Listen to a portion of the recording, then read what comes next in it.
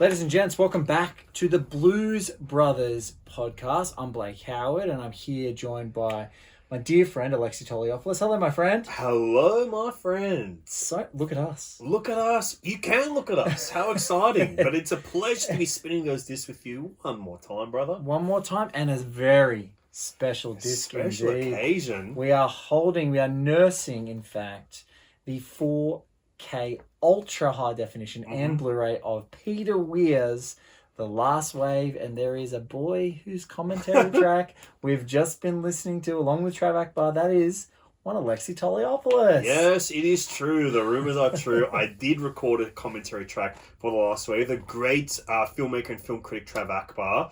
It was a real honor to be asked, to be honest. Of course, it's an iconic movie in Australia, The Last Wave. One of our great filmmakers, Peter Weir. And it's interesting. I was telling you this the other day, Blake. I'm currently working on a project where I'm going to interview some of my favourite filmmakers of all time. Lots of great Australian filmmakers. And in most of the interviews, I ask them, who are the Australian filmmakers you admire? Who are the Australian filmmakers that you look up to, or the ones you're interested in the most?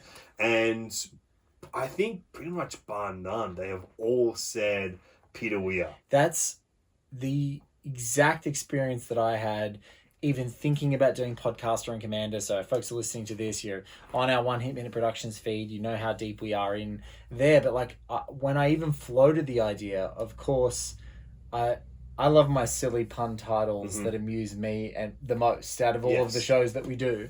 But Peter Weir, just when you would say it to anyone, it was like, oh yeah, no, Peter Weir's the greatest filmmaker Australia's ever had. And I think if you had some kind of, international listeners and stuff like that, the first person off the top of their head is like Dr. George because of Mad Max. And then people are like, oh, maybe it's Beresford, maybe it's this, maybe it's that. But universally, I think almost it's kind of agreed. It's like Peter Weir's the guy. And this film, made in 1977, is a landmark. And I think it's a landmark in Australian cinema. It put him on the map creatively and internationally, and really since then he never missed. Pretty much. And especially it's an interesting case with this film, I'd say, because it is extremely ambitious, but it also almost feels like his cult film. Yes. Because Picnic at Hanging Rock is so huge. It transcended cult. It transcends everything. It's a genuine classic of Australian cinema, perhaps the genuine classic of Australian cinema. It's when you talk about Australian film, the first two movies most people talk about are Wake in Fright and Walkabout these days, and those are films made in Australia about Australia by outsiders. The director of Wake in Fright, Ted Kotcheff, he is from Canada and made First Blood. He did make First Blood. He made Weekend at Bernie's. Great films. And he also Walkabout, directed by Nicholas Roeg, an English filmmaker. So they're outsiders looking into Australia. The third film that people say is usually Picnic at Hanging Rock. And so there is a case to be made that it's the Australian movie because it's made by an Australian filmmaker. It's about Australia. Its tendrils are far-reaching, beyond even Australia. The Last Wave, however, it's an even more ambitious film. Yeah. I think it is probably up until Truman Show his most ambitious work. And then, obviously Master Commander succeeds both of those in how ambitious it is. I think, one of the most ambitious movies ever made to make, a $200 million art house movie. It's a $200 million art house movie based off 20 books that they condense into one, essentially. Yeah, set out onto the seas. How insane is that to make that? So everyone, I think, really respects his gumption and, what he's able to achieve. The Last Wave, I think, is really interesting because it is, a foray into fantasy. And it's a foray into fantasy that tries to take both a Western or European look into the way that we interpret the supernatural and to interpret paranormal and supernature, and also using an Indigenous First Nations Australian approach to trying to understand things that are beyond our natural understanding of things. So it's really ambitious in both its scope and what it is trying to say and what it's trying to do as far as Australian art goes. It's like a huge step forward.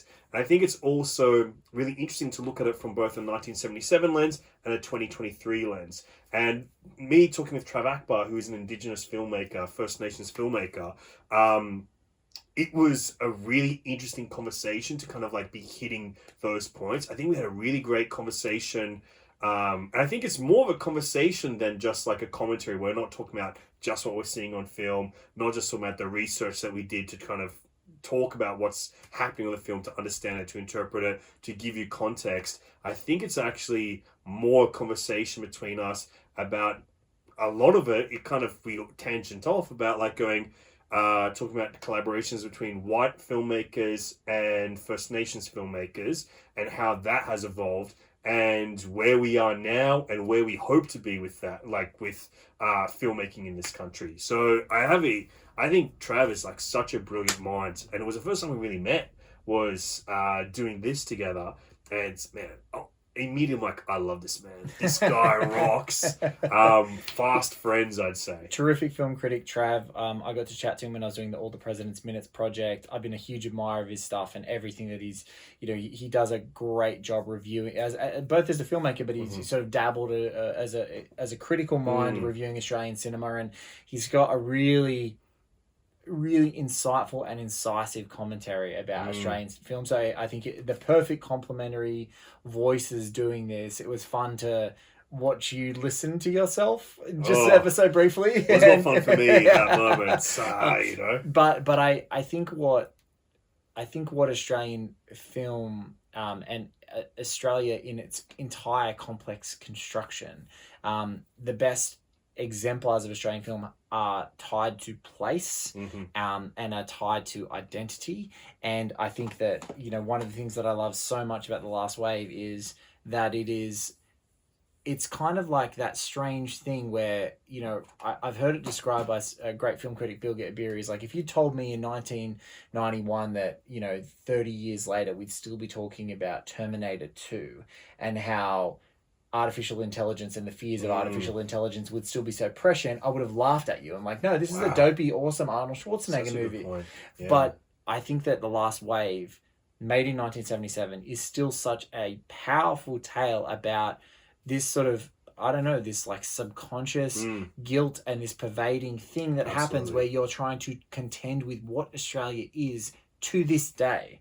And I think it's amazing, and it does talk about place, and it does talk about spiritual perspectives, and it does have a huge Indigenous co-authored voice from the performers and all of the stories that is tied into it. And Peter Weir is nothing if not an exceptionally well researched and thoughtful filmmaker. Very thoughtful. So I've loved this movie from the second I've seen it.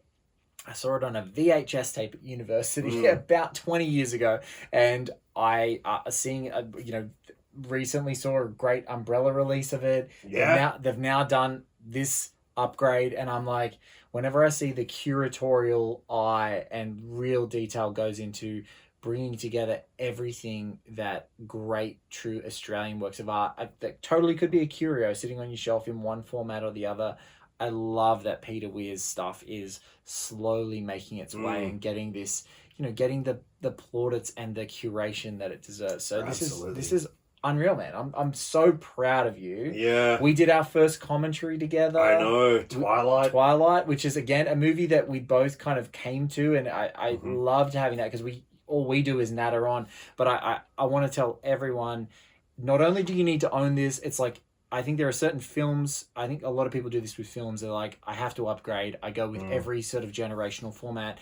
But I would argue, particularly with Umbrella, there are certain filmmakers that it doesn't matter. Francis Coppola, you and I discuss frequently. Yeah, my hero. Cotton Clubs, Apocalypse Nows, it doesn't matter what format it's coming through, it's coming in hot. Outsiders, Rumblefish, you are going to upgrade. It's happening. It's inevitable. But I just want to say I'm really proud of you for doing this. I would not want anyone else to have done a commentary on it but you. So this is huge. an amazing disc. Yeah, amazing disc. My special feature, probably the worst thing on that disc, I'd say. If I can be humble for a moment. If I could just be humble for a second. No, terrific stuff. Interviews with Richard Chamberlain.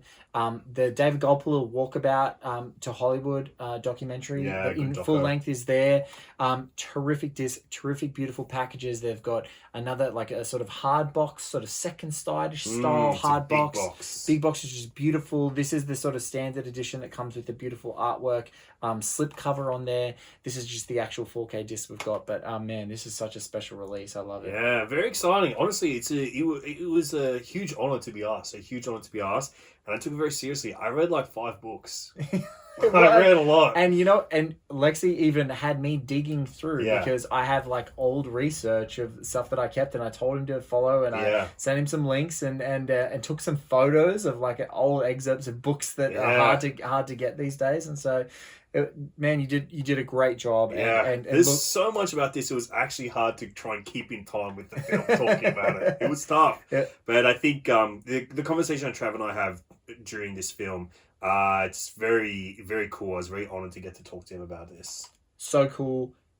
Again, must upgrade film, must upgrade filmmaker. Umbrella are doing God's work on this. Gosh. While we're here, let's pray for freaking 4K for Master and Commander, man.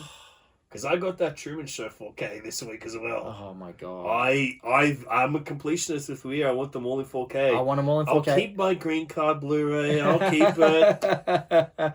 No, the devastating thing with Master and Commander is that it's trapped in the Fox Disney hellhole. We're never going to get it. So we may never get it. I, in fact, have done the Alexei Toliopoulos trick, which I'm going to reveal on this podcast for the first time, which is the special edition DVD cover and special feature disc is the best physical media version of Master and Commander. And I bought the Blu-ray and then put the disc in that cover. It is over on that shelf right now. Have I ever talked about it on the record? I don't know if I've ever said it on a podcast. No. I make my own box sets sometimes where I just go, this one's a better cover, so I will buy it and put the disc in there. And you know what? I'm so proud of you. I actually haven't even told you this.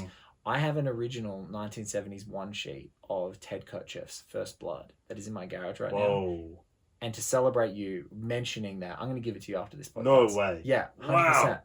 Because it's not on the ceiling. It's not on the ceiling like the Last Action Hero is. And Hot Shots Part 2. Yeah, that's good. So, I'll make sure. Hot Shots, you don't need First Blood up there. It's the same thing. That's what I thought of. It's basically the same thing. Guys, thank you. You're welcome. Check this out. Get your hands on it quickly. Umbrella are not going to sell it. I don't know if it's a limited run. I think this particular slipcover that was like one of 2,000, so should be enough to get around it. Get around it. Yeah. Get around our guy Lex, and get around Peter Weir at any format. Couldn't say it better myself. Love the fella. Hope to one day shake his hands. Yet to meet him. Yeah, yet Been to meet him. Been in the same room with him. Never met him. Well, we can only both wish that we like You've met him but not been in the same room. No, not in the same room. So between us, we've got it. We nailed it.